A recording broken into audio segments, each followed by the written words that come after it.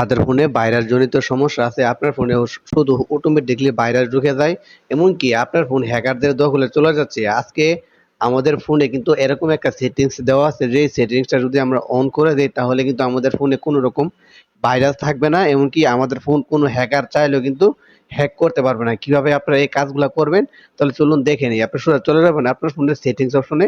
আমি আমার ফোনের সেটিংস আসলাম। উপরে দেখতে পাচ্ছেন একটা সার্চ বার আছে। এখানে এসে আমরা সার্চ করে দিবেন সিকিউরিটি লিখে। এখানে আমি সিকিউরিটি লিখে দিতেছি। আমরা এখানে লিখে দিবেন হচ্ছে সিকিউরিটি। এখানে সিকিউরিটি লিখে দিলে আপনার এরকম অপশন চলে আসবে। সিকিউরিটির উপরে ক্লিক করে দিবেন। তারপর এখানে দেখতে পাচ্ছেন সিকিউরিটি স্ট্যাটাস। এই যে সিকিউরিটি স্ট্যাটাস, এটার উপরে আমরা একটা ক্লিক করে দেব। তারপর এখান থেকে দেখতে পাচ্ছেন সিকিউরিটি স্ট্যাটাস। এখানে কিন্তু আমাদের সিকিউরিটি স্ট্যাটাস অপশনগুলো সবগুলো এখানে শো করতেছে।